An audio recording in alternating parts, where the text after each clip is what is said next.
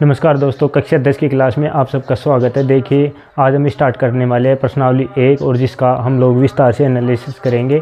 देखिए, जो प्रश्नावली 1 है तो उसमें ना आज इस तरीके से पढ़ेंगे कि दोबारा आपको पढ़ने की ज़रूरत भी नहीं पड़ेगी। देखिए, जो प्रश्नावली 1 है उसके इंपॉर्टेंट टॉपिक जितने भी नंबर के आते हैं, 3 या 4 नंबर, जितने भी मार्क्स की आपकी जो प्रश्नावली है उसको हम लोग विस्तार से आज हम स्टार्ट करने वाले हैं। तो ध्यान से देखना, वीडियो तो क्लास तक बने रहना।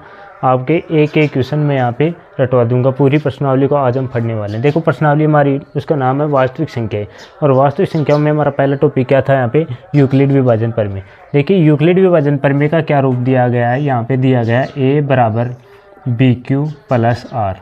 यहाँ पे ये क्या है, यूक्लिड विभाजन प्रमेय। ये तो आपको क्या करना है, रटना है, a बराबर बी क्यू प्लस आर। अब यहाँ पे a क्या है, b क्या है, ये हम विस्तार से पढ़ेंगे। ये क्या है, यूक्लिड विभाजन प्रमेय केवल एक HCF निकालने की विधि है, HCF निकालने की विधि है, जिसके अंदर देखो क्या क्या मान है। a बराबर मानते हैं हम लोग बड़ी संख्या, a का मान क्या है यहाँ पे, बड़ी संख्या, और b को ले, b बराबर आती है यहाँ पे छोटी संख्या, छोटी संख्या।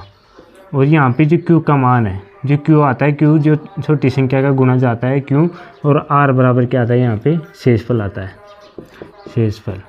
जैसे कि हम लोग छोटी कक्षा में हम लोगों ने भाग सीखा था। जैसे कि हम लोग भाग देते हैं 25 के 24 के अंदर, यदि मैं 5 का भाग देना चाहूँ, जैसे 24 के अंदर 5 का भाग देना चाहूँ, 24 बड़ी संख्या है, 5 छोटी संख्या है। चलिए भाग देते हैं, कितनी बार पूरा पूरा जाएगा, 4 बार जाएगा, तो यहाँ पे 20 आएगा, शेषफल कितना बचेगा, 4 बचेगा। तो यहाँ पे देखो a बराबर क्या है, a बराबर 24 है, क्योंकि बड़ी संख्या a थी। शुरू में 2 ही संख्या थी, एक तो 5 थी हमारे पास और एक 24 थी, 2 ही संख्या थी। उसमें एक किसको मानना है, बड़ी संख्या को, और b किसको मानना है, यहाँ पे जो छोटी संख्या दी हुई है उसको b मानना है। और q का मान क्या आएगा, r, यानी जितनी बार भी भाग जाएगा, जितना गुणनफल होगा b का, वो क्या आएगा, यहाँ पे जो 4 q का मान होगा, और जो शेषफल 4 बच रहा है, शेषफल वाला, वो आएगा r की जगह। चलिए इसको हम लोग एक क्वेश्चन से समझते हैं। तो यूक्लिड विभाजन प्रमेय ध्यान से देखना। चलिए हम लोग स्टार्ट करते हैं। मैं यहाँ पे एक एग्जांपल ले रहा हूँ, यहाँ पे मैं एग्जांपल ले रहा हूँ, एक 455 और 42, ऐसे युग्म दिया हुआ होगा, क्वेश्चन आएगा एग्जाम में। 455 42 का यूक्लिड विभाजन प्रमेय से क्या निकालना है, HCF निकालना है। इसका HCF निकालना है। देखिए, सबसे पहले आपको क्या करना है, प्रमेय लिखना है। प्रमेय क्या है हमारी, a बराबर बी क्यू प्लस का आर, ये हमारी क्या है, प्रमेय है। यहाँ पे ये प्रमेय है, a बराबर b q plus r. a बराबर क्या माना जाएगा, बड़ी संख्या। a बराबर क्या माना था मैंने, बड़ी संख्या। a बराबर बड़ी संख्या बराबर कौन सी है, 455। b का मान क्या है हमारे पास, छोटी संख्या, छोटी संख्या। b का मान होगा छोटी संख्या, बराबर कितना आएगा, 42। तो a और b का मान आ गया और q और r का मान कैसे निकालेंगे ये मैं बताता हूँ आपको। सबसे पहले इसके अंदर मान रखो, a और b का मान रखो।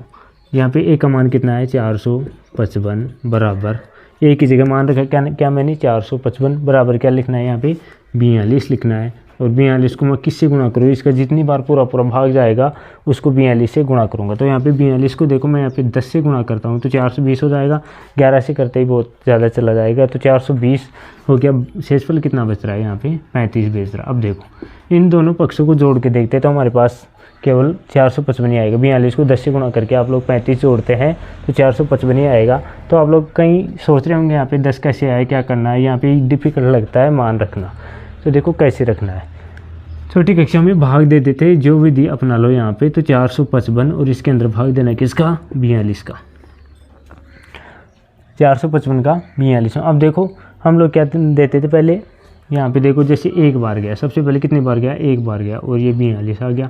कितना आया यहाँ पे, 3 बच रहा है। अब देखो यहाँ पे मैं 5 को भी उतार रहा हूँ लेकिन फिर भी भाग नहीं जा रहा है। तो देखो यहाँ पे क्या हो जाएगा, भाग टूट जाएगी। जब भाग टूटती है तो 0 लगाते हैं, यानी 10 बार पूरा पूरा जा रहा है और फिर भी नहीं जा रहा है, तो पॉइंट लगेगा आगे। तो यहाँ देखो हम लोगों ने क्या किया, 455 में यानी बड़ी संख्या a माना, छोटी संख्या 42 b हो गई, और 10 बार पूरा पूरा भाग चला गया तो 10 से गुणा कर दिया, और शेषफल हमारे पास 35 बचा तो 35 आ गया। अब देखो 455 का काम है यहाँ तक ही हो गया ख़त्म। इसके बाद इन संख्याओं को लेना है, एक तो इस वाली को, एक इस वाली को, यानी यहाँ पे मैं लिख रहा हूँ a बराबर b गुणा q प्लस r। तो आपको एक तो b को लेना है और r को लेना है। b और r में जो संख्या बड़ी वाली होती है उसको यहाँ पे लिखना है, अब 42 को, और बराबर जो संख्या छोटी वाली होती है 35 उसको यहाँ लिखना है, यानी ए की जगह 42, ए इसको मानेंगे और बी इसको मानेंगे। इस संख्या का काम यहीं पे हो गया ख़त्म।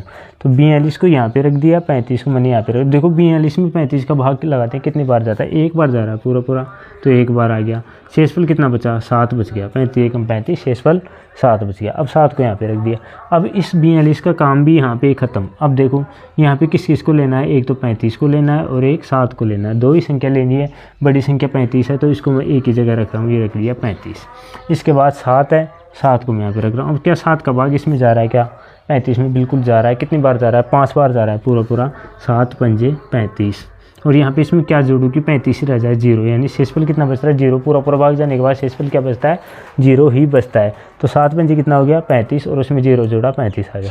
अब जहाँ पे ये आर का मान यानी जो शेषफल है जहाँ पे 0 आ जाए और जहाँ पे 0 आएगा वहाँ पे बी का मान, यानी r बराबर 0 पर b का मान होगा, वही क्या होगा, इन दोनों संख्याओं का HCF होगा। तो यहाँ पे लिख सकते हैं r बराबर 0 पर b का मान 7 है। r बराबर 0 पर b का मान क्या होगा, 7 है। अतः हम लोग लिख सकते हैं 455 और 42 का HCF क्या होगा, 7 होगा। अतः 455 और 42 जो ऐसा युग्म दिया हुआ है का HCF कितना होगा, 7 होगा। हम लोग और भी एग्जाम्पल करेंगे, उससे पहले देखो इसको उतार लो आप लोग, इसको उतार के फिर हम लोग आगे और भी एग्जाम्पल हल करते हैं।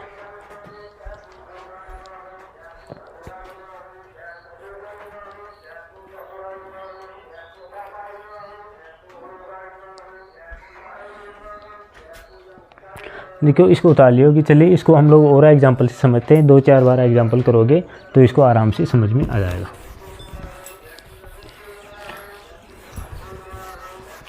क्वेश्चन बिल्कुल ऐसे आएगा, दो संख्या दी हुई होगी और उसका क्या निकालना है, HCF निकालना है। तो आपकी जो प्रश्नावली अपनी 1.1 उसके अंदर यही है, यूक्लिडी विभाजन प्रमेय का दे रखा है। यहाँ पे देखो मैं यहाँ पे कुछ संख्याएं चेंज करता हूँ। यहाँ पे मैं देखो ले रहा हूँ, यहाँ पे ले रहा हूँ 512 और यहाँ पे मैंने लिख दिया कितना,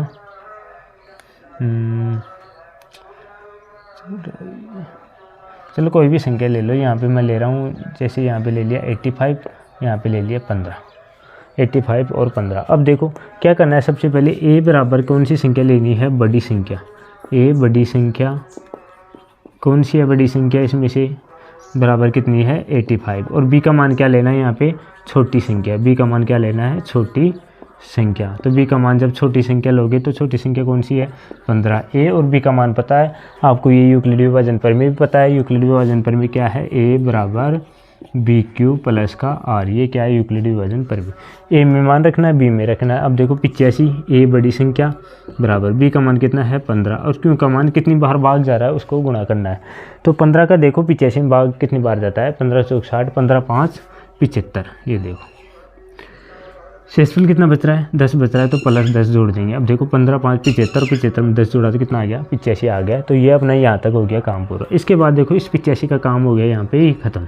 अब इसके बाद मैंने क्या बोला था, ये संख्या और ये संख्या लेनी है। इसमें से बड़ी संख्या को a बनाना है और इसको b बनाना है। तो बड़ी संख्या इस 15 को a बना दिया बराबर, ये देखो b की जगह मैंने क्या रख दिया, 10 रख दिया। अब देखो कितनी बार भाग जा रहा है, 15 में 10 का भाग देंगे कितनी बार जाएगा, पूरा पूरा एक बार ही जाएगा। एक बार गया और प्लस क्या जोड़ेंगे, 5 शेषफल। अब देखो इस 15 का भी काम क्या हो गया, यहाँ पे ही ख़त्म हो गया। अब देखो यहाँ पे क्या है, यहाँ पे 10 है और यहाँ 5 है। तो अब 10 को यहाँ पे लेना है, तो 10 को यहाँ पे लेंगे, 5 और 5 का भाग 10 में पूरा पूरा जा रहा है 2 बार, और ये हो गया 0। 5 दूनी कितना, 10 बराबर 0। अब देखो यहाँ पे r का मान 0 आ गया, r का मान 0 आ रहा है, b का मान कितना आ रहा है, 5। और जो b का मान आता है, r का मान जहाँ 0 आए वहाँ b का मान जो होता है वही क्या होता है, हमारा HCF होता है। तो यहाँ पे वही लाइन लिखनी है, अतः r बराबर 0 प्राप्त हुआ। r बराबर 0 प्राप्त हो गया तो क्या होगा, जो b का मान HCF है, b का मान 5 ही किसका HCF होगा, 85 और 15 का HCF होगा। 85 और 15 का HCF होगा। यह आप लोग आराम से इसको आराम से उतार सकते हैं। उसके बाद थोड़ा डिफिकल्ट क्वेश्चन करते हैं। ये तो नॉर्मल है, यदि संख्या दे रखी है आपको HCF निकालने के लिए तो नॉर्मल भी दी हो गई है, तो इसको आप लोग उतार सकते हैं। फिर आगे हम लोग आगे स्टार्ट करते हैं।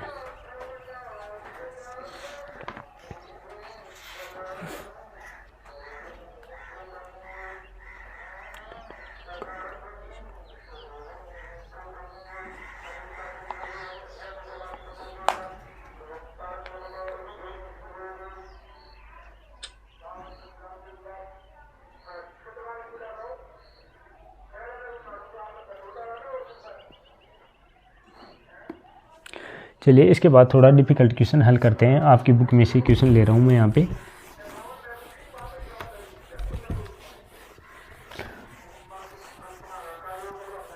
ये यूक्लिडी विभाजन प्रमेय आपको याद रखनी पड़ेगी। ए का मान जो बड़ी संख्या हुआ है, बी का मान छोटी संख्या है। अब आपका क्वेश्चन ले रहे हैं किसी धनात्मक पूर्णांक का वर्ग। आपकी जो प्रश्नावली 1.1 है उसी का चौथा क्वेश्चन है, किसी धनात्मक पूर्णांक का वर्ग।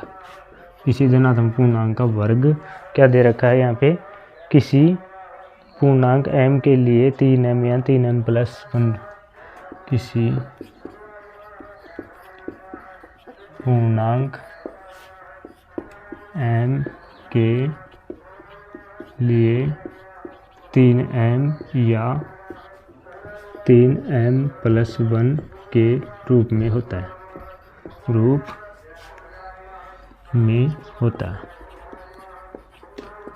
देखो इसको देखो हम लोग क्या करते हैं, सॉल्यूशन करते हैं। स्टार्ट हो, तैयार हो सब लोग? चलिए स्टार्ट करते हैं। किसी धनात्मक पूर्णांक का वर्ग किसी पूर्णांक m के लिए 3m या 3m प्लस 1 रूप में होता है, ये अपने को सिद्ध करना है। और कौन सी प्रमेय सिद्ध करना है, यूक्लिडी विभाजन प्रमेय से। a बराबर क्या दे रखा है, bq प्लस r। पहले सबसे पहले कॉन्सेप्ट समझते हैं इसका, a बराबर bq प्लस r। अब यहाँ पे देखो क्या क्या दे रखा है, 3m दे रखा है, तो यहाँ पे मैं 3m भी लिख सकता हूँ, प्लस यहाँ पे जैसे 0 हो गया, छोड़ो कुछ भी मत लिखो, चलो यार छोड़ो। इसके बाद देखो ये क्या है, 3m प्लस 1 है, 3m प्लस 1 है। क्या दिखाई दे रहा है यहाँ पे, क्या दिखाई दे रहा है यहाँ पे, b की जगह क्या दिखाई दे रहा है, 3 दिखाई दे रहा है, यानी b की जगह तो क्या आएगा, 3 आएगा, और m है, m प्लस 1 है। इसके बाद मैं आपको बता दूं कि ये देखो r का मान जो होता है, जो कैसा होता है, r का मान जो होता है जो b से तो बड़ा हो नहीं सकता, क्योंकि शेषफल बचेगा। जैसे कि हम लोग भाग दे रहे हैं किसमें, 24 में, 5 का भाग मैंने यहाँ पे बताया था कितनी बार जा रहा है, 4 बार जा रहा है, 20 आएगा, और 4 शेषफल बच रहा है। तो ये r का मान है, तो ये r का मान है जो क्या होगा, हमेशा किससे छोटा रहेगा, b से छोटा रहेगा, यानी छोटी वाली संख्या से छोटा ही रहेगा। तो r का मान हमेशा किससे छोटा रहेगा, यानी b बड़ा होगा r से, ये तो पक्का है, b बड़ा होगा r से। और r है ना, किससे बड़ा होना चाहिए, r 0 के बराबर भी हो सकता है और 0 से बड़ा भी हो सकता है। ये देखो r का मान क्या होगा, 0 से तो बड़ा होगा, 0 भी हो सकता है, और लेकिन b से क्या होगा, छोटा होगा, ये हम लोग इसको मान सकते हैं। अब यहाँ पे देखो b का मान क्या आ रहा है, यहाँ पे 3 आ रहा है, तो b बराबर 3 है, b बराबर 3 है, तो r का मान क्या क्या हो सकता है। तो चलिए इसको हम लोग, r का मान 0, 1, 2 ही हो सकते हैं, तो b बराबर 3 है। तो चलिए स्टार्ट करते हैं। ये बराबर bq प्लस r आता है 3m प्लस 1 के रूप में है, तो यहाँ 3m या 3m प्लस 1 के रूप में b बराबर 3 है, तो r क्या होता है, हमेशा b से क्या होगा, छोटा ही होगा, r का मान हमेशा क्या होगा, b से छोटा होगा, और 0 या 0 से बड़ा होगा, तो होगा। अतः हम लोग मान सकते हैं कि r बराबर क्या क्या होगा, 0 होगा, 1 होगा और 2 होगा। ये 2 मान पॉसिबल है, बल्कि 3 नहीं हो सकता, 3 हो जाएगा तो इसका देखो b का मान कितना है, 3 है, इसके बराबर हो जाएगा तो फिर से भाग चला जाएगा, तो 3 तो हम मान नहीं सकते। चलिए हम इसको स्टार्ट करते हैं, 3m प्लस 1। अब देखो यहाँ पे मैं ले रहा हूँ किसको, 3m ले रहा हूँ, दूसरी वाली संख्या कितनी है, 3m प्लस 1 है, यहाँ पे तीसरी वाली संख्या है 3m प्लस 2 है, ये तीनों संख्या आ गई। अब इनका क्या करते हैं, वर्ग करते हैं, क्योंकि देखो क्या दे रखा है, किसी धनात्मक पूर्णांक का वर्ग किसी पूर्णांक m के लिए इस रूप में होता है, ये अपने को मानना है। अब इनका वर्ग कर रहा हूँ, तो ये तो कितना हो जाएगा, 9m का स्क्वायर प्लस, यहाँ पे मैं 0 लिख सकता हूँ इसके साथ, 9m का स्क्वायर प्लस 0 लिखो तो सही है, नहीं लिखो तो भी ठीक है। अब देखो इसका यदि मैं स्कोर करता हूँ तो क्या हो जाएगा, 9m का स्क्वायर प्लस का 6m प्लस कितना 1, 9m का स्क्वायर प्लस 6m प्लस 1। ये तो आपको पता आ गया, a प्लस b का होल स्क्वायर बराबर a square plus 2ab plus b square. अब मैं यदि इसका वर्ग करना चाहूँ तो क्या आ जाएगा, इसका वर्ग करना चाहूँ तो ये कितना आ जाएगा, 9m का स्क्वायर प्लस का कितना होगा, 3 दूनी 6 और 6 दूनी कितना हो गया, 12m प्लस कितना 4, इतना हो गया। इसके बाद आप लोग देख सकते हैं कि यहाँ पे देखो किस रूप में आ रहा है, मैं यहाँ पे थोड़ा सा चेंज कर रहा हूँ इसको। ये तो क्या है, इसको तो 9m² ऐसे कैसे लिख रहा हूँ, इसको भी मैं 9m² प्लस 6m, ये देखो मैं ब्रैकेट लगा रहा हूँ यहाँ पे, चलो 1 लिख रहा हूँ यहाँ पे, मैं कुछ आ रहा है समझ में, यहाँ पे 1 लिख रहा हूँ। इसके बाद में इसको भी थोड़ा सा चेंज कर सकता हूँ, जैसे कि 9m² प्लस 12m प्लस 3, और ये बार में ऐसे प्लस 1 भी लिख सकता हूँ, लिख दिया। अब देखो यहाँ पे क्या रहा है, 3m² प्लस 0 यानी 3m के रूप में है, और ये 1 है, और ये भी 1 है। अब देखो यहाँ पे ये क्या, किसका मान है, ये क्यू का मान होगा। क्यू का मान क्यों होगा, अब देखो मैं यहाँ पे क्या क्या निकाल रहा हूँ, 3 बार निकाल रहा हूँ। यहाँ पे देखो मैं इसको ऐसे लिख सकता हूँ 3m²। मैंने क्या किया, इसमें से 3 बार निकाल लिया, 3m²। अब मैं इसमें से भी 3 बार निकाल रहा हूँ, ये कितना हो जाएगा 3m² प्लस का 2m। इसके बाद देखो इसमें से भी 3 बार निकाल सकते हैं, क्योंकि तीनों को भाग जा रहा है। यहाँ पे हो जाएगा 3m² प्लस का 4m प्लस कितना 1, और प्लस कितना 1। अब देखो यहाँ पे देखो इससे क्या मैच कर रहा है, इसमें और इसमें क्या फ़र्क आ रहा है, ये देखो a बराबर bq, b की जगह क्या आ रहा है 3 आ रहा है। देखो पहले भी 3 आ रहा था हमारे पास, बिल्कुल आ रहा है। m की जगह क्या क्या आ रहा है, 3m² है, ये 3m² प्लस 2m है। ये किसकी जगह आ रहा है, क्यों का मान आ रहा है। अतः धनात्मक पूर्णांक का वर्ग किस रूप में होगा, यदि माना, यहाँ पे थोड़ा सा मैं हल करता हूँ इसको, माना q बराबर 3m², और यहाँ पे q का मान क्या है 3m² प्लस 2m, और यहाँ पे q का मान क्या होगा 3m² प्लस का 4m प्लस 1। ये क्या हो गया q का मान। तो माना ये किसका मान है, q का मान है, तो प्रमेय से यहाँ पे देखो मान रख दूँ मैं, इसमें मान रखूँ 3m² की जगह क्या लिख सकता हूँ मैं, q भी लिख सकता हूँ, बिल्कुल लिख दूँ क्यों। तो देखो यहाँ पे q लिख रहा हूँ मैं, यहाँ पे q लिख रहा हूँ मैं, देखो यहाँ पे 3q। इसके बाद में यहाँ पे क्या लिख सकता हूँ, ये देखो यहाँ पे 2m लिया था, ये प्लस 1 को हम लोगों ने छोड़ दिया, तो ये प्लस 1 यहाँ पे देखो, यहाँ पे 3 बार लिया था हमने, ये प्लस 1 है, तो यहाँ पे मैं लिख सकता हूँ 3q। देखो इसकी जगह क्यों मान लिया आप लोगों ने, तो प्लस 1। यहाँ पे लिख सकते हैं 3q प्लस 1, किस रूप में आया धनात्मक पूर्णांक का वर्ग 3q प्लस 1, 3q प्लस 1 इसी रूप में आ रहा है। ये क्या कर रहा है, धनात्मक पूर्णांक वर्ग किसी m के लिए 3m प्लस 1 इस रूप में आएगा। तो देखो इसी प्रकार हम लोग, जैसे हम लोगों ने m के लिए समझा है, जैसे कि मैंने इसको m के लिए समझाया, उसी प्रकार आप लोगों को किसके लिए समझना है, हम लोग b और q के लिए समझ सकते हैं। देखिए अब b और q के लिए मैं इसको हल करता हूँ, b और q के लिए मैं इसको हल करता हूँ। तो देखो यहाँ पे क्या क्या कैसे क्या हल करना है ये हम देखते हैं। चलिए ये तो m के लिए मैंने समझा दिया। अब देखो हम लोगों को क्वेश्चन के हिसाब से कैसे हल करना है, किस रूप में निकालना है, 3m प्लस 1 के रूप में निकालना है। r का मान देखो ये तो सेम रहेगा, 3m या 3m प्लस 1 के रूप में, तो b बराबर यहाँ पे 3 है, तो r का मान क्या होगा, b से छोटा होगा, तो r बराबर क्या होगा 0, 1, 2, ये तीनों में से कोई भी मान हो सकता है। तो 0, 1, 2 कोई भी मान हम लोग इसमें रख सकते हैं। तो ये हमारी प्रमेय है। इसके अंदर सबसे पहले देखो b का मान तो 3 रखना है, 3, और q नहीं है हमारे पास, 3q हो गया, और फिर मैंने लिखा 3q प्लस, ये तो 0 हो गया, इसमें ये 1 हो गया, और ये 3q प्लस कितना 2 हो गया, बिल्कुल 3q प्लस 1, 3q प्लस 2। अब देखो इसका क्या करेंगे हम लोग, वर्ग करेंगे। वर्ग करने पर देखो पहले मैंने m के रूप में लिया था, और m को क्या माना था, q माना था। किस रूप में आया q, 3q प्लस 1 इस रूप में आया था। अब हम लोग m के रूप में आंसर निकालते हैं बुक के अकॉर्डिंग।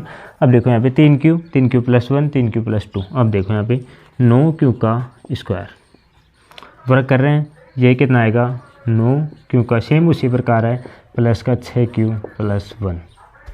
इसमें देखो 9q का स्क्वायर प्लस का 12q प्लस का 4। अब इसको थोड़ा सा चेंज करके लिखते हैं 9q का स्क्वायर, इस एक को मैं बाहर ले रहा हूँ, 9q स्क्वायर प्लस का 6q, ये देखो ब्रैकेट लगा के एक को निकाल लिया बाहर, क्योंकि हमको कौन सा रूप लेना है, 3m प्लस 1 रूप में निकालना है। अब देखो 9q स्क्वायर प्लस का 12q, यहाँ पे 4 की जगह मैं ले रहा हूँ 3, और बाहर 1 जोड़ देंगे, 3 में 1 तो 3 और 1 कितने हो गए, दोबारा 4 हो जाएगा अपना। अब देखो यहाँ से सब में से 3 3 बाहर निकल रहा है, तो यहाँ पे मैं 3 3 बाहर निकाल रहा हूँ, इसमें से 3 बाहर निकालूंगा तो क्या हो जाएगा यहाँ पे 3q का स्क्वायर। ये देखो 3q का स्क्वायर, इसमें से यदि 3 बाहर निकालूँ तो कितना आ जाएगा 3q का स्क्वायर प्लस का 2q। इसमें से यदि 3 बाहर निकालूँ तो क्या क्या आ जाएगा 3q का स्क्वायर प्लस का 4q प्लस 1 और ये प्लस का 1।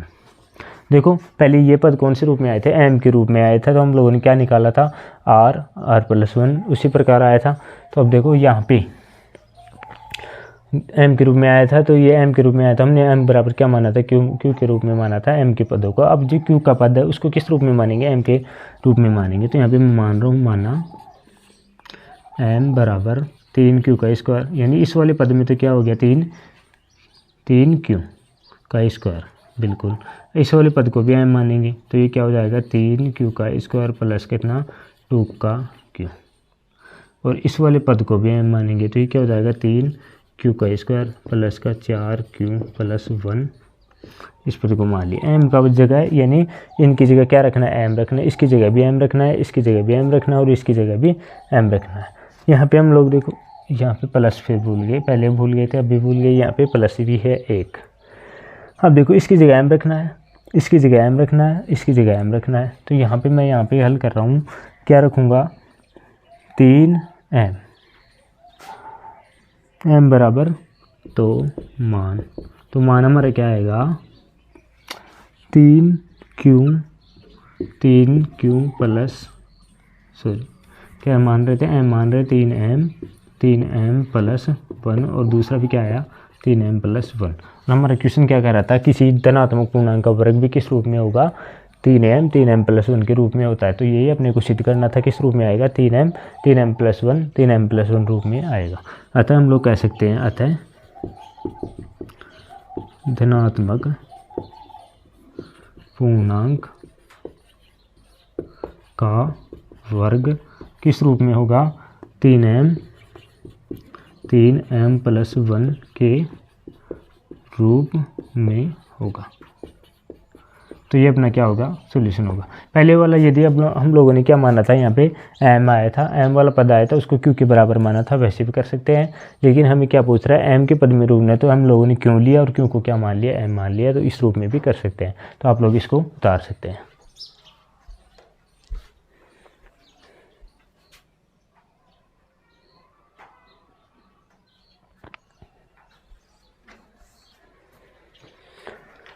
चलिए जिसने नहीं उतारा वो आप लोग स्क्रीनशॉट ले सकते हैं और बाद में आराम से उतार लेना, क्योंकि हमें क्या है कि 1 घंटे में इस प्रश्नावली को पूरा करवाना है। चलिए ये तो हो गई यूक्लिडी विभाजन प्रमेय हमारी कंप्लीट।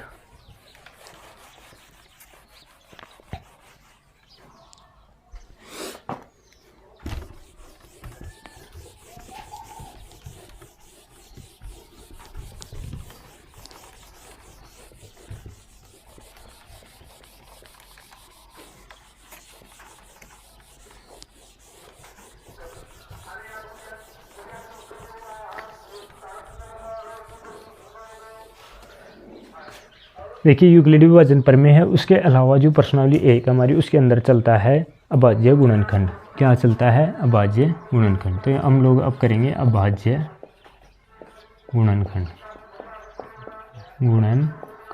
अभाज्य गुणनखंड विधि से एलसीएम और एचसीएफ भी निकालते हैं और किसी संख्या को अभाज्य गुणनखंड रूप में भी पूछ सकता है। जैसे कि मैं यहाँ पे कोई संख्या दे रहा हूँ 512 और उसको अभाज्य गुणनखंड के रूप में लिखना है। तो कैसे लिखेंगे, 512 को अभाज्य गुणनखंड के रूप में आप लोग लिखोगे तो बिल्कुल ऐसी वाली टेबल बनाए। सबसे पहले 2 का भाग जा रहा है तो 2 का भाग इसके अंदर देंगे। कितनी बार जा रहा है 2 0 256 यानी 256 आ गया। फिर से 2 का भाग लगाएंगे कितना आएगा 128 और फिर से 2 का भाग लगाएंगे कितना आएगा 64 और फिर से 2 का भाग लगाएंगे कितना आएगा 32, फिर से 2 का भाग लगाएंगे कितना आएगा 16 और फिर से 2 का भाग लगाएंगे कितना 8, फिर से 2 का 4, फिर से 2 का 2 और फिर से 2 का 1। तो ये प्रकार हो गया। कितने 2 आ रहे हैं 1 2 3 4 5 6 7 8 और 9। कितने आ रहे हैं 3 3 6 3 4 9 बार 2 आ रहे हैं। तो यहाँ पे मैं लिख सकता हूँ 2 की पावर 9 बराबर कितना आएगा 512। एक बार फिर से बता रहा हूँ, 512 हमने संख्या ली, सबसे पहले 2 का भाग लिया, कितना आएगा 256, 256 आ गया। फिर से 2 का भाग लगाएंगे, कितना आएगा 128। फिर से 2 का भाग लगाएंगे, कितना आएगा 64। फिर 64 में 2 का 32, 32 में 16, 16 में 8, 8 में 4, 4 में 2 और 2 का 1। बिल्कुल जहाँ तक 1 ना आ जाए इसको हल करना है। 2 की घात 9 हम लोग इसको लिख सकते हैं। यदि संख्या अलग अलग, देखो यहाँ पे जैसे मैं ले रहा हूँ 85, 85 में सबसे पहले किसका भाग जा रहा है, 2 का जा रहा है क्या, नहीं जा रहा है। 3 का जा रहा है, नहीं जा रहा है। 5 का जा रहा है, बिल्कुल हाँ 5 का जा रहा है। तो 5 का भाग इसके अंदर लगा दो। तो 5 का भाग लगाएंगे, देखो 5 एकम 5 और कितना बच रहा है 3, 5 संते 35। फिर 17 का जा रहा है तो 17 का लगा दो। अब देखो क्या आ गया, केवल 5 और 17। तो अब अजय गुणनखंड रूप में क्या कैसे लिख सकता हूँ, 85 को 5 गुणा 17। बिल्कुल इसी प्रकार करना है, ये हमारा पार्ट हो गया। इसके बाद यदि 100 की बात करूँ, चलो एक अभाज्य 3 वाली भी संख्या ले लेते हैं। तो 81 की बात करता हूँ। चलो मैं यहाँ पे देखो इसमें 2 का भाग जा रहा है क्या, नहीं जा रहा है। विषम संख्या है, चलो 3 का भाग देते हैं। 3 का भाग देंगे 3, यहाँ कितना आएगा 27। फिर से 3 का लगाएंगे, कितना 9। फिर से 3 का लगाएंगे, कितना 3। फिर से 3 का कितना लगाएंगे 1। तो ये कितना हो गया 3 की घात 4। तो 81 बराबर क्या लिख सकता हूँ अभाज्य गुणनखंड के रूप में, 3 की घात 4। 3 की घात 4 लिख लो, या 3 को 3 गुणा 3 गुणा 3 गुणा 3, 3 को 4 बार गुणा कर दो। ये भी लिख सकते हैं हम लोग 3 गुणा 3 गुणा 3 गुणा 3। तो ऐसे हम लोग अभाज्य गुणनखंड के रूप में आप लोग लिख सकते हैं। अब है अभाज्य गुणनखंड के द्वारा एलसीएम और एचसीएफ कैसे निकालेंगे वो हम लोग सीखेंगे।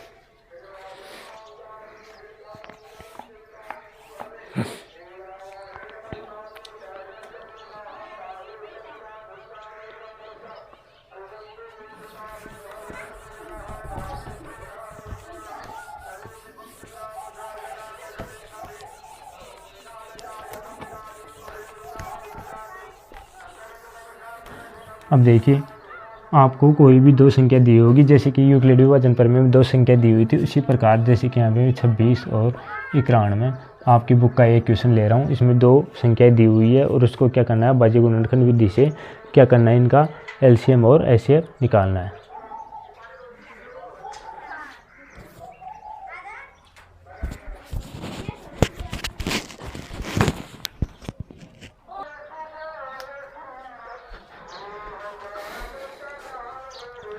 अब यहाँ देखो कौन सी संख्या दे रखी है, 26 और 91, 2 संख्याएं दे रखी है और उनका क्या निकालना है अभाज्य गुणनखंड विधि से।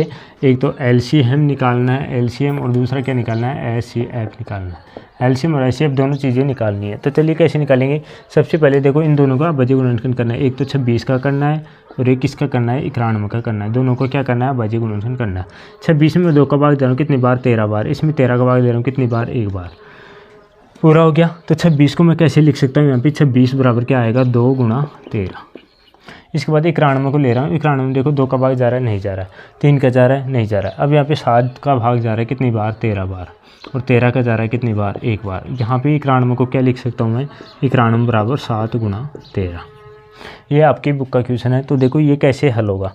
एलसीएम और एचसीएफ क्या होता है, यहाँ पे देखो एलसीएम में तो क्या होता है, छोटी से छोटी वह संख्या जिस संख्या का भाग इन दोनों संख्याओं में चला जाए वह क्या होगा, एचसीएफ होगा। एलसीएम क्या होता है, बड़ी से बड़ी वह संख्या जिसमें इन दोनों संख्याओं का भाग चला जाए। तो अब देखो हम लोग एलसीएम निकालेंगे। एलसीएम कैसे निकालेंगे, इन दोनों संख्याओं में यदि कोई पेयर मिलता है तो उसको एक बार लेंगे, यदि नहीं मिल रहा है तो सभी को ले लेंगे। तो यहाँ पे देखो 2 इसमें है पर इसमें नहीं है, तो 2 को ले लेते हैं हम लोग। चलो इसके बाद देखो 13 इसमें भी है, 13 इसमें भी है, तो दोनों में मैच हो रहा है, तो एक बार 13 को ले लेंगे गुणा। यहाँ पे 7 इसमें है पर इसमें नहीं है, तो 7 को भी ले लो। ये कितना हो गया 13 7 91, और 91 को 2 से गुणा करेंगे तो कितना हो जाएगा 2 182। ये 182 होगा। ये तो क्या हो गया इसका एलसीएम। अब बात करें एचसीएफ की। एचसीएफ क्या होगा, एचसीएफ केवल उसी संख्या को लेना है, केवल उसी संख्या को लेना है जो इन दोनों संख्याओं में मिल जाए, उसी संख्या को लेना है जो देखो इसमें 13 इसमें भी है और 13 इसमें भी है, तो इसका एचसीएफ क्या हो जाएगा 13 हो जाएगा। उसी प्रकार मैं यहाँ पे और संख्या ले रहा हूँ। यहाँ पे देखो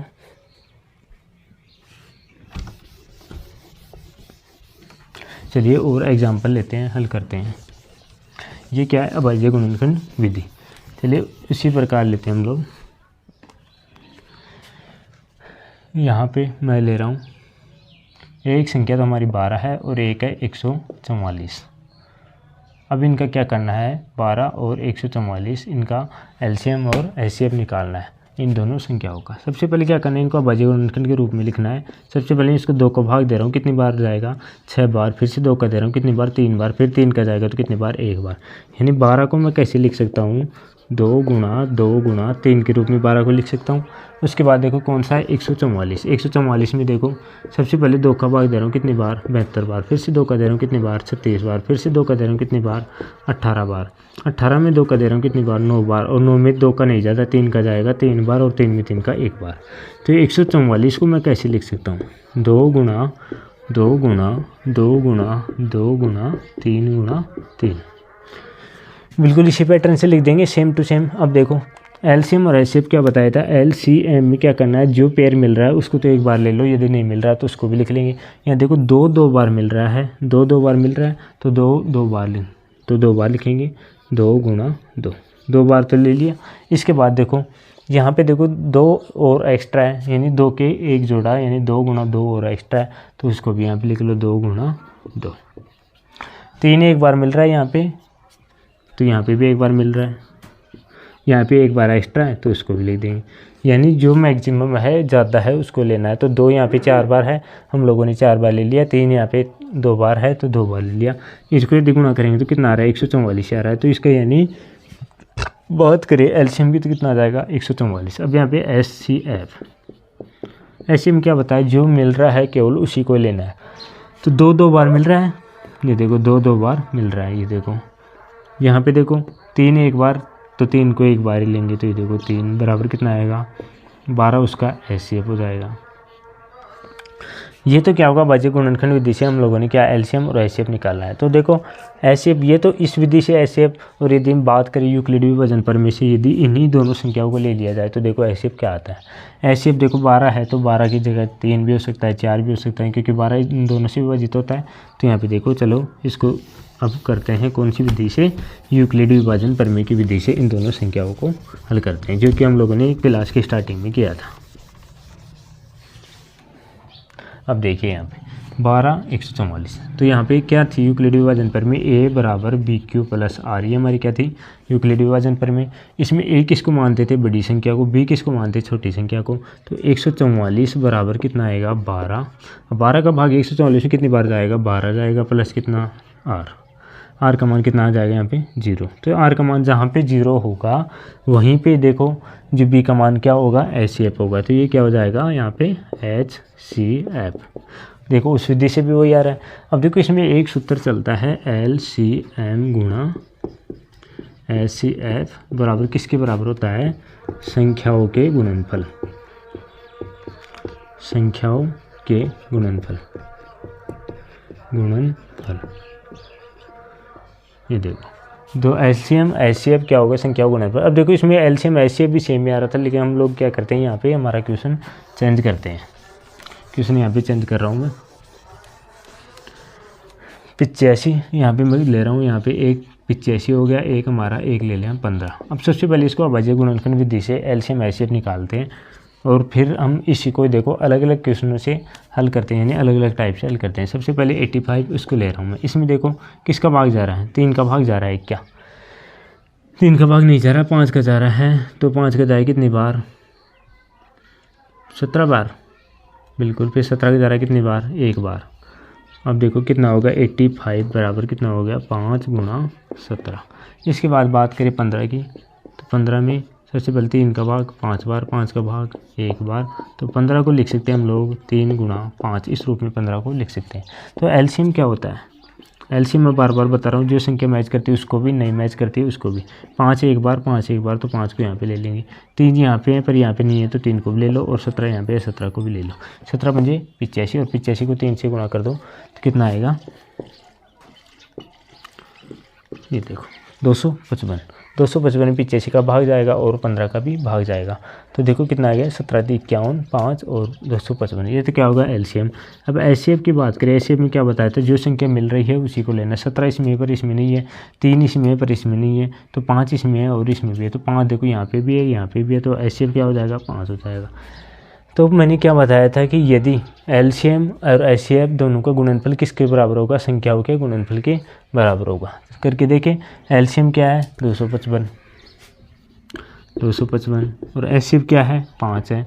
इसको यदि गुणा करते हैं देखिए कितना आता है, यहाँ पे 25 2 27 2 और ये हो गया 10 और 2 1275। अब यदि हम लोग इसको गुणा करते हैं तो देखिए 85 गुणा 15, तो 15 को 5 से गुणा करें, 15 5 75 और 7 और 15 घंटे 120 127, ये क्या है 1275। ये भी 1275, ये 1275, फॉर्मूला एकदम सही है। अब देखो इसी में क्वेश्चन घुमा फिरा के आते हैं, जैसे कि इसी को मैं बना दूँ 85 और 15 है कोई संख्या। देखो क्वेश्चन बना रहा हूँ मैं इसी से, कोई संख्या जिसका एलसीएम क्या है, एलसीएम बराबर कितना है 255, एलसीएम तो 255 है तथा उनका गुणनफल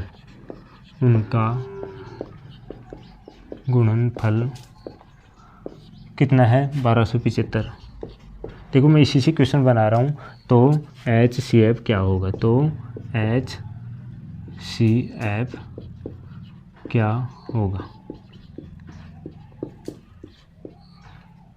कोई संख्याएं, चलिए कोई संख्या जिनका एलसीएम 255, हम लोग 255 आए थे, इसी से क्वेश्चन बना रहे हैं, और उनका क्या होगा गुणनफल 1275, तो एचसीएफ क्या होगा ये हमें पूछ रहा है।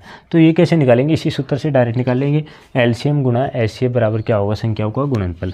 अब देखो एलसीएम कितना दे रखा है क्वेश्चन के अंदर, इसको भूल जाओ, क्वेश्चन के अंदर एलसीएम कितना दे रखा है 255। यदि मैं एलसीएम को एचसीएफ से गुणा कर दूँ तो किसके बराबर आएगा, संख्याओं के गुणनफल के बराबर आएगा। तो संख्या गुणनफल कितना है 1275। अब देखो एचसीएफ निकालना है तो क्या निकालेंगे, यहाँ पे देखो हम लोगों ने बस इस सर्विस में क्या पढ़ी होगी, बीजे बन जाएगी 2x बराबर 12 है, तो x का मान निकालने के लिए क्या करेंगे हम लोग 12 में किसका भाग देंगे 2 का भाग देंगे, बराबर कितना आ जाएगा 6 आ जाएगा। उसी प्रकार से इसका एचसीएफ का मान निकालना है तो क्या करेंगे, एचसीएफ निकालना है तो एचसीएफ बराबर क्या आ जाएगा 1275 बटा कितना 255। 1275 में किसका भाग देना है 255 का भाग देना, बराबर कितना आएगा 5 बार। तो एचसीएफ कितना हो जाएगा इसका, एचसीएफ बराबर कितना 5। तो आप लोग इस वाले फॉर्मूले को याद रखना, एलसीएम गुणा एचसीएफ बराबर क्या होगा संख्याओं का गुणनफल। ऐसे भी दे सकता है कि कोई संख्या है जिसका एचसीएम 5 हो, उनका गुणनफल 1275 हो, तो एलसीएम क्या होगा, ऐसे भी निकाल सकते हैं। कुछ भी दे सकता है, एक संख्या दे दे एलसीएम और एचसीएफ दे दे तो भी निकाल सकते हैं। चलो वो वाला बना के देखते हैं, इसी से बना लेते हैं।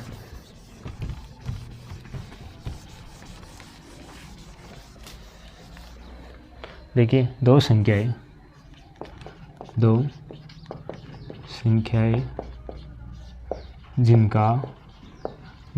जिनका क्या होगा एलसीएम बराबर 255, एचसीएफ बराबर कितना है 5 है। देखो वही ले रहा हूँ 255 और 5 है, उनमें से एक संख्या 85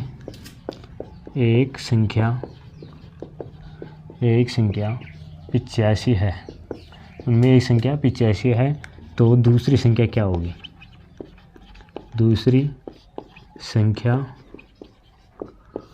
क्या होगी।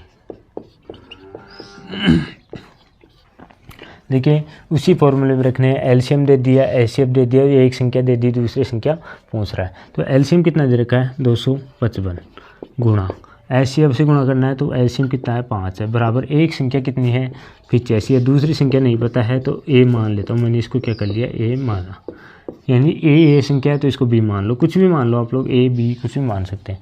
अब देखो बी का मान निकालना है मेरे को, यानी दूसरी संख्या निकालनी है, तो क्या करेंगे 255 गुणा कितना 5 और उसमें किसका भाग देंगे 85 का भाग दे देंगे। 255 गुणा 5 85 का भाग दे देंगे। चलिए 85 का देखो काट रहा हूँ मैं, ये 5 से कट रहा है, 5 से कम 5, ये कितनी बार 17 बार। अब देखो इसमें भाग दे रहा हूँ कितना, 17 एकम 17, कितना बच रहा है 8 और 17 पंजे 85, बी बराबर क्या आया 15। क्या पहले हमारी संख्या 15 ही थी, अब भी 15 ही है। यानी इसको कैसे भी उल्टा सीधा करके अलग अलग प्रकार से क्वेश्चन बना के कैसे भी क्वेश्चन आ सकता है, बिल्कुल ऐसा ही क्वेश्चन एग्जाम में बन सकता है आपके। तो आपको केवल ये याद रखना है एलसीएम गुणा एचसीएफ बराबर क्या होगा, संख्याओं का गुणनफल होगा। तो उससे आप लोग कोई सा भी आंसर निकाल सकते हैं। चलिए इसको उतार लीजिए।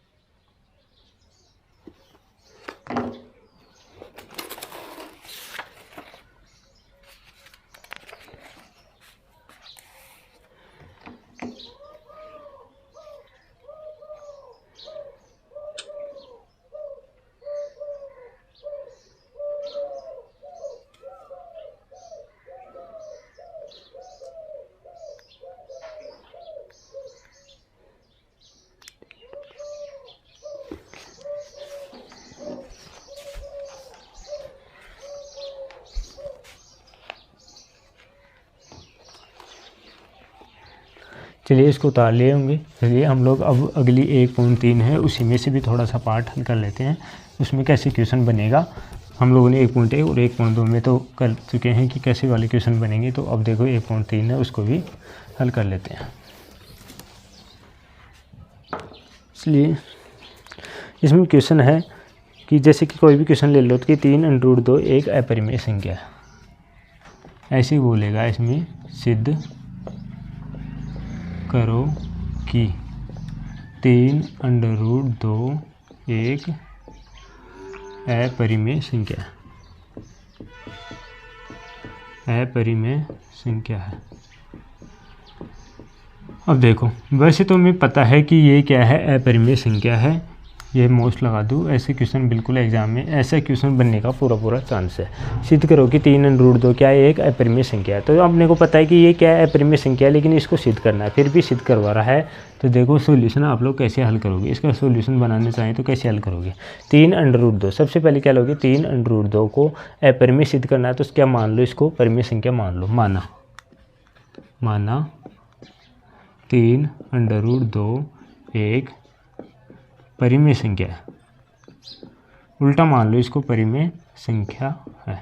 3√2 क्या है, एक परिमेय संख्या है जो क्या है, जो P/Q के रूप में। देखो परिमेय संख्या आप लोग कक्षा 8 में पढ़ाई होगा, आप लोगों ने परिमेय संख्या कैसी होती है, भिन्नों के रूप में होती है, P/Q के रूप में होती है। तो देखो एक परिमेय संख्या, इसको मान लिया कि परिमेय संख्या है जो किस रूप में है, P/Q रूप में है, जहाँ या देखो जहाँ क्या होता है, मान होता है Q का मान 0 के बराबर नहीं है और कुछ भी हो सकता है। तो ये जहाँ Q ≠ 0, इसको बिल्कुल ऐसा मान लेंगे। देखो क्या करना है, अपरिमेय सिद्ध करना है। तो क्या मानेंगे कि ये क्या है, एक परिमेय संख्या है और जहाँ Q ≠ क्या हो जाएगा, 0 हो जाएगा। तो देखो ऐसे ही क्या मान लेंगे हम लोग, दो संख्याएं और ज्ञात कर सकते हैं कि माना कि इनकी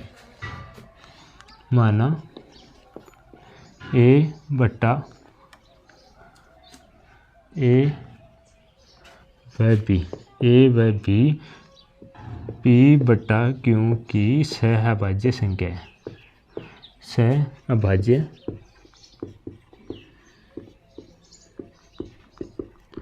संख्याएं हैं। देखो P/Q तो क्या थी, हमारी परिमेय संख्या का क्या था, परिभाषा थी कि P/Q के रूप में होती है जहाँ पे Q ≠ 0 होता है। तो A/B लेंगे हम लोग, ऐसी संख्या बनाएंगे परिमेय संख्या जो A/B के बराबर हो। मैं फिर से Q ले दिया यहाँ पे, क्या मानेंगे A/B किसके बराबर होगा, 3√2 के बराबर होगा। अब देखो A/B किसके बराबर होगा, 3√2। यदि यह परिमेय संख्या है तो ये भी परिमेय संख्या होगी, बिल्कुल होगी, क्योंकि यहाँ पे 3√2 के बराबर हो रही है, क्या हो रही है, A/B हो रहा है। तो यहाँ पे देखो इसको मैं आगे सिद्ध करता हूँ। तो देखो क्या आता है, वज्र गुणा कर ले, यहाँ पे हो जाएगा 3B√2 बराबर क्या हो जाएगा, A। अब देखो √2 का मान यदि मैं निकालना हूँ, √2 बराबर A/3B। अब देखो यहाँ पे √2 बराबर क्या आ रहा है, A/3B प्राप्त हुआ।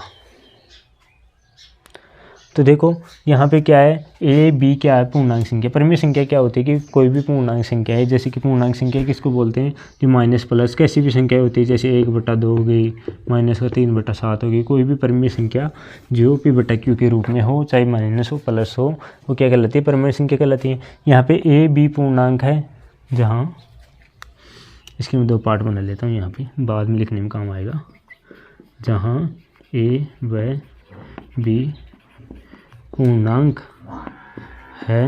देखो ये दोनों पूर्णांक बराबर का चिन्ह का अर्थ क्या होता है मैथ के अंदर, कि इधर वाली संख्या और इधर वाली संख्या का मान क्या है, बराबर है, पूर्णांक है। तो a/b क्या है, एक परिमेय संख्या है, तो √2 भी एक परिमेय संख्या होगी। तो ये पूर्णांक है, सहभाज्य संख्या मानी थी हमने, तो a व b परिमेय संख्या है, परिमेय संख्या है। a/b क्या है, परिमेय संख्या है, तो √2 भी क्या होगी, √2 भी परिमेय संख्या होगी, √2 भी क्या होगी, परिमेय संख्या होगी। ऐसा हमें प्रतीत होगा, यानी संख्या है। अब देखो ए भी पूर्णांक संख्या है, तो ए भी परिमेय संख्या है, तो क्या होगा, √2 भी क्या होगी, एक परिमेय संख्या होगी। तो क्या √2 एक परिमेय संख्या है, बिल्कुल नहीं है, ये तो अपरिमेय संख्या है, ये तो हमें पता था। लेकिन हमें देखो अपरिमेय सिद्ध करना है, तो हम लोगों ने क्या माना था, परिमेय संख्या माना, और परिमेय संख्या यहाँ पे प्राप्त होगी। देखो क्या माना था स्टार्टिंग में, यह एक परिमेय संख्या है, तो ये भी क्या प्राप्त हुई, हमें परिमेय संख्या प्राप्त हुई। क्यों प्राप्त हुआ, क्योंकि हमने उल्टा माना, अपरिमेय की जगह क्या माना था, परिमेय प्राप्त हुआ। अतः यह परिणाम, क्या लिखना है इसको, अतः यह परिणाम, अतः यह परिणाम है, अतः यह परिणाम हमारी गलत कल्पना लिख सकते हैं, या धारणा लिख सकते हैं, गलत कल्पना से प्राप्त हुआ। अतः यह परिणाम क्या हुआ, हमारी गलत कल्पना से प्राप्त हुआ, क्योंकि हम लोगों ने क्या माना था, अपरिमेय संख्या को सबसे पहले परिमेय मान लिया, तो ये क्या हो गई, परिमेय प्राप्त हो गई, √2 बराबर a/3 भी प्राप्त हो गई। यदि ये भी अपरिमेय संख्या होती तो 3 का भाग क्यों जाता है इसके अंदर, और ये देखो 3 यहाँ पे आ रहा है, ये कौन सी संख्या है, पूर्णांक संख्या, क्योंकि परिमेय मानी थी। तो ये हमारी गलत कल्पना से प्राप्त हुआ। अतः हम लोग कह सकते हैं, अतः जो 3√2 क्या है, 3√2 एक अपरिमेय संख्या है, अपरिमेय संख्या है, बिल्कुल ऐसे हल करना, अपरिमेय संख्या है, 3√2 अपरिमेय संख्या है। तो देखो इसी रूप में बिल्कुल आपको हल करना है, तो इसको उतार लीजिएगा। हम लोग आगे वाला क्वेश्चन करते हैं। ऐसे क्वेश्चन एग्जाम में आने का पूरा चांसेज है आपके बोर्ड एग्जाम के अंदर। तो देखो इसमें क्या होता है कि ज़्यादातर स्टूडेंट क्वेश्चन को छोड़ के आ जाते हैं क्वेश्चन देखते ही, तो इसको आपको बिल्कुल ऐसा नहीं करना है, हल करने की पूरी कोशिश करना है, इसको उतारना। फिर हम लोग बिल्कुल ऐसा ही एग्जाम्पल दूसरा भी स्टार्ट करेंगे।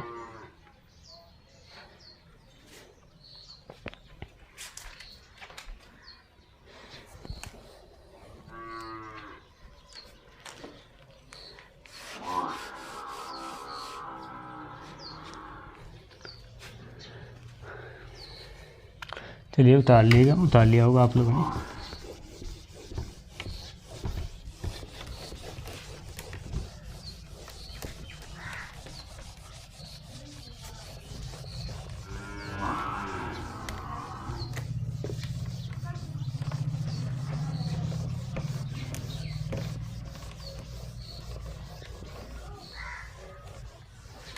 चलिए देखिए, सिद्ध करना है 3 + 2√5 एक अपरिमेय संख्या है।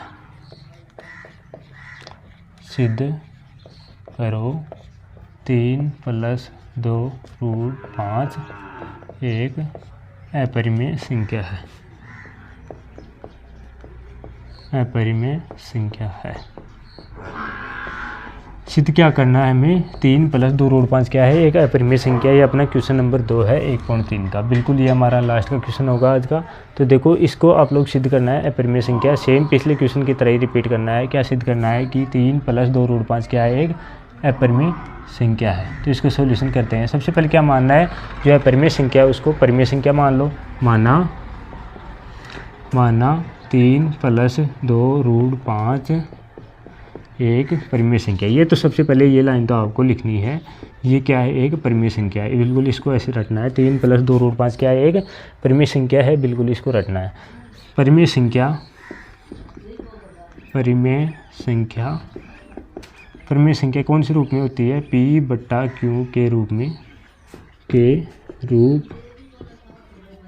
होती है। परिमेय संख्या किस रूप में होती है? P बट्टा Q के रूप में होती है, जहाँ पे Q 0 के बराबर नहीं है। Q का मान क्या होगा? Not equal to 0। अब देखो इसी P बट्टा Q में क्या लेते हैं? एक सहभाज्य संख्या ए बी लेते हैं। माना एक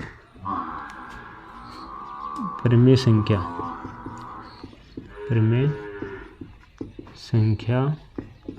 के पूर्णांक ए व बी है।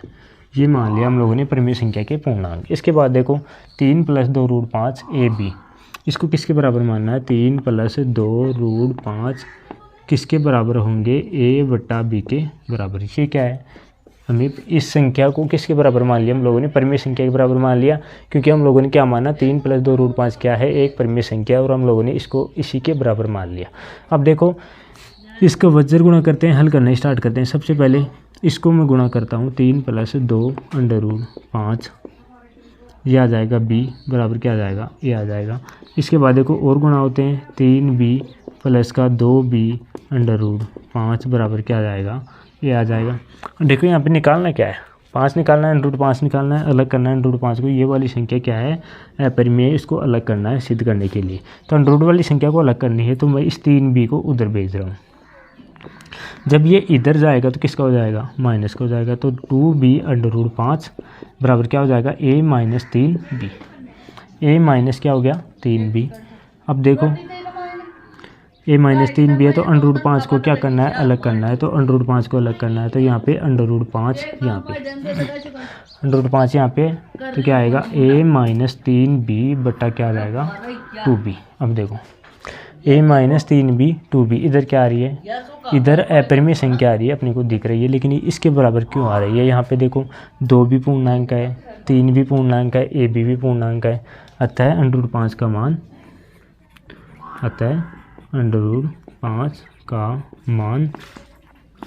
a - 3b बट्टा 2b के बराबर है, जहाँ ये क्या है? पूर्णांक है, जहाँ a और b और 3 और 2 क्या आपका है? पूर्णांक है। जहाँ a b 3 और 2 कौन सी संख्या है? पूर्णांक संख्याएं हैं। ये अपने को दिख रहा है यहाँ पे। देखिए -3 है, पूर्णांक संख्या है, 2 है पूर्णांक संख्या, a पूर्णांक संख्या, b भी पूर्णांक संख्या। तो √ 5 किसके बराबर आ रही है? अतः हम लोग कह सकते हैं जो √ 5 से क्या है? एक परिमेय संख्या है, क्योंकि ये परिमेय संख्या के बराबर आ रही है। पूर्णांक संख्याओं को बट्टा के रूप में किसको लिखते हैं? परिमेय संख्या को लिखते हैं। यदि ये परिमेय संख्या के बराबर आ रही है, तो ये क्या हो जाएगी? ये भी परिमेय संख्या हो जाएगी। अतः √ 5 एक क्या है? परिमेय संख्या है। √ 5 क्या है? एक परिमेय संख्या है। √ 5 क्या है? एक परिमेय संख्या है। ये अपने को सिद्ध करना था और सिद्ध हो गया। अब देखो क्या माना था? परिमेय संख्या, और यहाँ पे क्या आ गई? परिमेय संख्या। क्या हम लोगों ने परिमेय संख्या माना और परिमेय संख्या प्राप्त हो गई। तो यहाँ पे लास्ट वाली लाइन क्या लिखनी है? यह परिणाम। वैसे तो देखो √ 5 क्या है? अपरिमेय संख्या, लेकिन अब क्या लिखना है?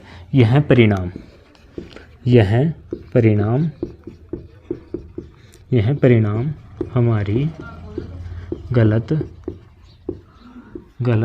कल्पना से प्राप्त हो। हम लोगों ने गलत कल्पना क्या की थी?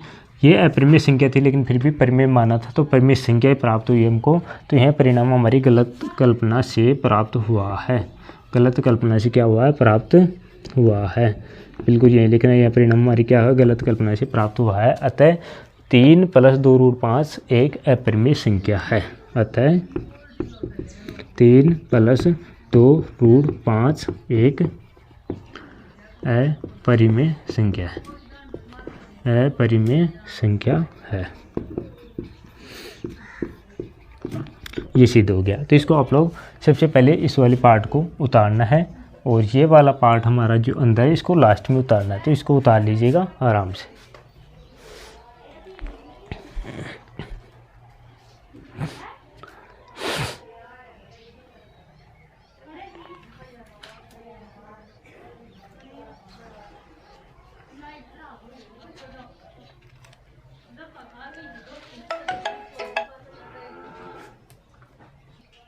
देखिए इसमें कुछ भी नहीं करना है, केवल लिखने का काम है, तो आप लोग आराम से लिख सकते हैं।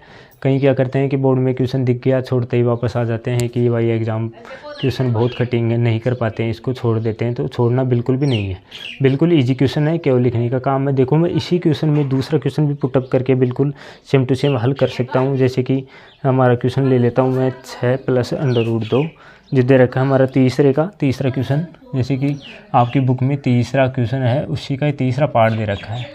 क्या दे रखा है? तीसरे का तीसरा पार्ट क्या दे रखा है यहाँ पे? 6 + √2। तो 6 + √2, तो यहाँ पे क्या लोगे? यहाँ पे 6 प्लस क्या लेना है? 6 + √2 क्या लेना है? एक अपरिमेय संख्या है, ये सिद्ध करना है। तो सबसे पहले नीचे वाले पार्ट को भूल जाओ, क्या क्या करना है। सबसे पहले क्या मानना है यहाँ पे, मैं देखो चेंज करते जा रहा हूँ। 6 + √2 एक परिमेय संख्या, इसको क्या मानेंगे? 6 + √2 एक परिमेय संख्या है। और परिमेय संख्या किस रूप में होती है? P/Q के रूप में होती है, अपने को पता है, जहाँ पे Q का मान 0 के बराबर नहीं है। तो माना एक परिमेय संख्या के पूर्णांक क्या है? A और B है, तो A/B क्या है? एक परिमेय संख्या है। उसके बाद देखो इसको किसके बराबर मानना है? A/B के बराबर मानना है। तो मैं यहाँ पे इसको दोबारा से यहाँ से ये वाला पार्ट दोबारा से हल कर रहा हूँ। तो देखो A/B के रूप में किसको मानना है कि 6 + √2 को किसके बराबर मानना है? A/B के बराबर है। अब देखो यहाँ पे वज्र गुणा करना है, तो यहाँ पे 6B हो गया + √2B हो गया, बराबर क्या हो गया? A हो गया। इसके बाद हमें क्या निकालना है? √2 को अलग करना है। तो मैं देखो क्या कर रहा हूँ, √2B को तो यहीं रखना हूँ, बराबर 6A को इधर भेजूंगा तो माइनस का हो जाएगा। तो A माइनस कितना हो जाएगा? 6B। A माइनस कितना? 6B। अब यहाँ पे B का मान निकालना, तो क्या हो जाएगा? A - 6B बट्टा कितना? B का मान निकालना, सॉरी B का मान नहीं है, हमें √2 का मान निकालना है, क्योंकि √2 क्या है? अपरिमेय संख्या, और इसको अलग करना है और परिमेय संख्या के बराबर लाना है कैसे भी। तो √2 का मान निकालते हैं। पहले भी √5 का, √3 जो भी थी उसका मान निकाला था हम लोगों ने, तो अब √2 का निकालेंगे। कितना आ जाएगा? A - 6B बट्टा B। सबसे पहले क्या किया? B को इधर गुणा किया, तो B को 6 से गुणा किया 6B, √2 को B से गुणा किया 2B, √2B, और यहाँ पे क्या हो गया? A हो गया। इसके बाद देखो √2B को यहाँ ही रख लिया और बराबर के चिन्ह के इधर 6B को इधर भेजेंगे, तो माइनस का 6B, तो A - 6B, और यहाँ पे √2 बराबर क्या आ जाएगा? B आ जाएगा। अब देखो यहाँ पे √2 का मान चेंज कर रहा हूँ, इसी में √2 का मान किसके बराबर आ रहा है? A - 6B बटा B, जहाँ पे A, B और 6, A, B व 6 पूर्णांक संख्या है। अपने को पता है कि 6 भी पूर्णांक है, A भी पूर्णांक है, B भी पूर्णांक, क्योंकि देखो हम लोगों ने माना ही पूर्णांक संख्याएं थी, तो पूर्णांक संख्या प्राप्त होंगी। तो √2 का मान इसके बराबर प्राप्त हो रहा है, तो क्या होगा? √2 क्या हुई? यहाँ पे एक परिमेय संख्या हो गई। √2 क्या हो गई? एक परिमेय संख्या हो गई। तो यह परिणाम परिमेय संख्या प्राप्त हुआ, क्योंकि हम लोगों ने परिमेय संख्या ही माना था। तो इस संख्या को परिमेय माना, तो ये परिमेय संख्या प्राप्त हो गई √2। परिमेय संख्या होनी ही नहीं चाहिए थी, क्योंकि यहाँ पे देखो पूर्णांक आ रहा है, 6 भी पूर्णांक है, A भी पूर्णांक है, B भी पूर्णांक, लेकिन हमें प्राप्त क्यों हो रहा है? क्योंकि हम लोगों ने गलत माना है कि यह एक परिमेय संख्या है। तो यह हमारी यह परिणाम जो हमारी गलत कल्पना से प्राप्त हुआ है। अतः ये जो संख्या है 6 + √2 क्या होगी? एक अपरिमेय संख्या है। बिल्कुल देखो इसी में बिल्कुल पुटअप कर दिया, सेम पैटर्न है, कुछ भी नहीं करना है। एक क्वेश्चन आप लोग सीख गए तो पूरी की पूरी प्रश्नावली कंप्लीट। एक क्वेश्चन से पूरी की पूरी प्रश्नावली कंप्लीट। तो ऐसे आप लोग इसको आराम से हल कर सकते हैं कि परिमेय संख्या अपरिमेय संख्या आराम से सिद्ध कर सकते हैं। एक क्वेश्चन से पूरी प्रश्नावली कंप्लीट हो गई। बिल्कुल एक क्वेश्चन सीखना है, सेम पैटर्न है, सेम करना है। उसी प्रकार HCF और उसी प्रकार यूक्लिड विभाजन परिमेय सभी का सेम पैटर्न है, बिल्कुल सेम पैटर्न है, एक तरीके से हल करना है। तो इसको आप लोग उतार लीजिएगा।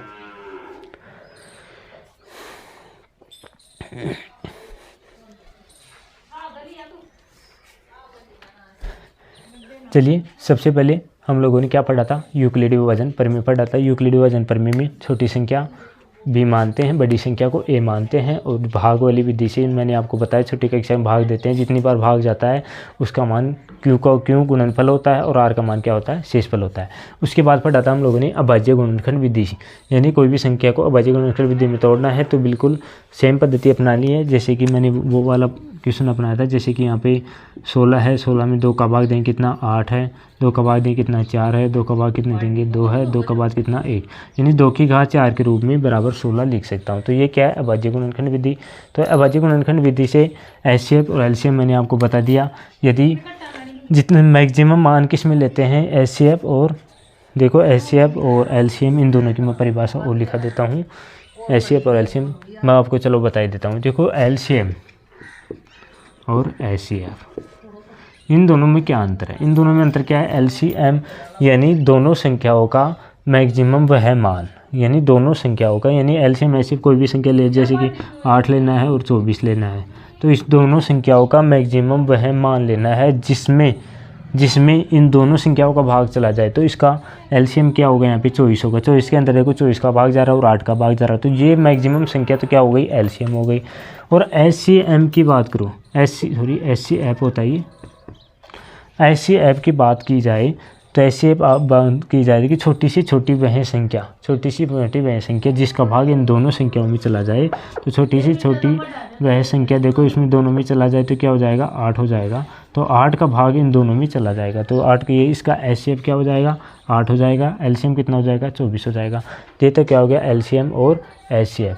तो देखो यहाँ पे LCM और HCF